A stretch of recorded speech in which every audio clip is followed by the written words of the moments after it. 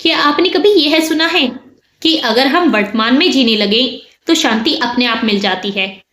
मतलब यह है कि अतीत छोड़ दो, भविष्य की चिंता मत करो, बस अभी में रहो और वर्तमान में जियो। यह बात इतनी सहज लगती है कि हम यहीं ठहर जाते हैं, सुनते हैं, अच्छा लगता है और मान लेते हैं कि जवाब मिल गया।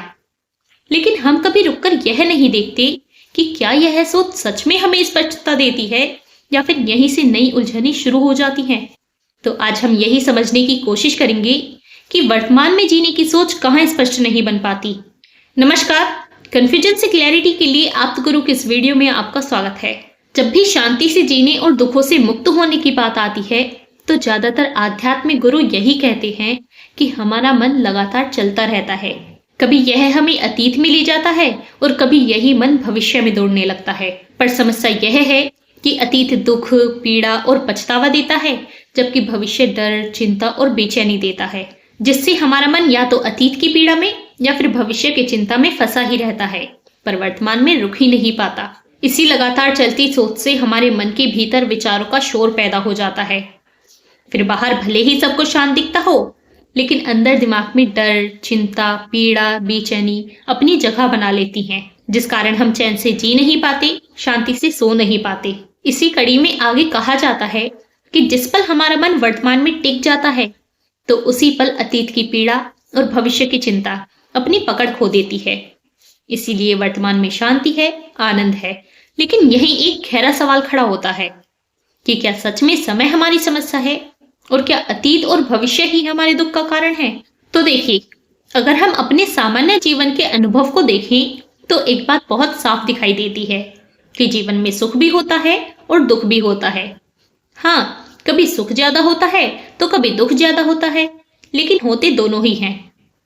अब भविष्य को ही लीजिए, अगर हमें भविष्य में कुछ अच्छा होने की उम्मीद होती है तो वही भविष्य हमें खुशी भी देता है और उत्साह भी देता है।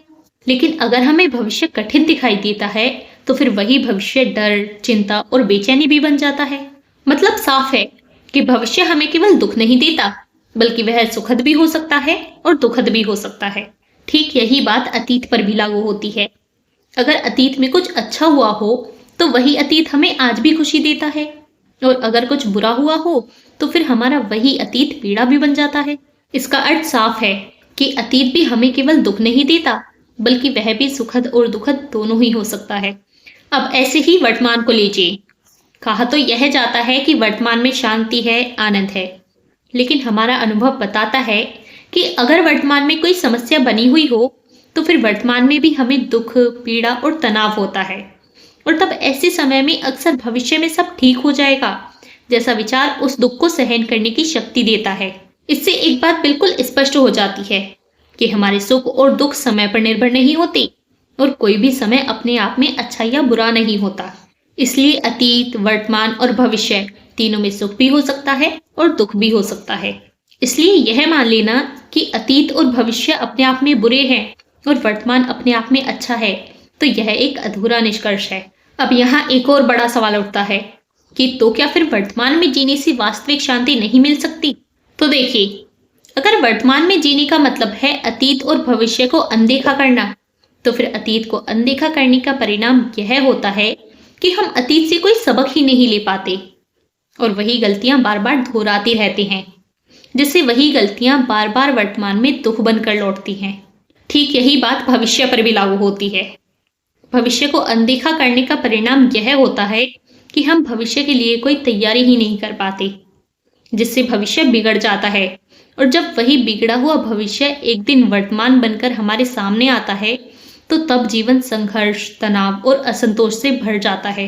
मतलब वर्तमान में जीने के नाम पर अतीत और भविष्य को अनदेखा करने का परिणाम आखिरकार वर्तमान में ही भुगतना पड़ता है।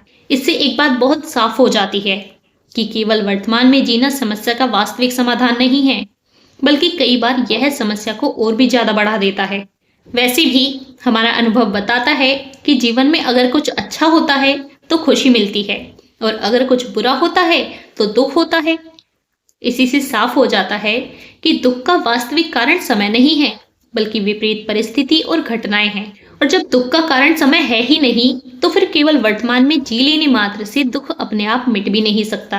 इसलिए शांति से जीवन जीने का सही तरीका यह नहीं है कि अतीत को नकार दिया जाए या भविष्य को भुला दिया जाए, बल्कि शांति से जीने का सही तरीका यह है कि अतीत से सबक लिया जाए, भविष्य पर समझदारी से काम किया जाए और फिर वर्तमान में सजग होकर जी भर कर जिया जाए।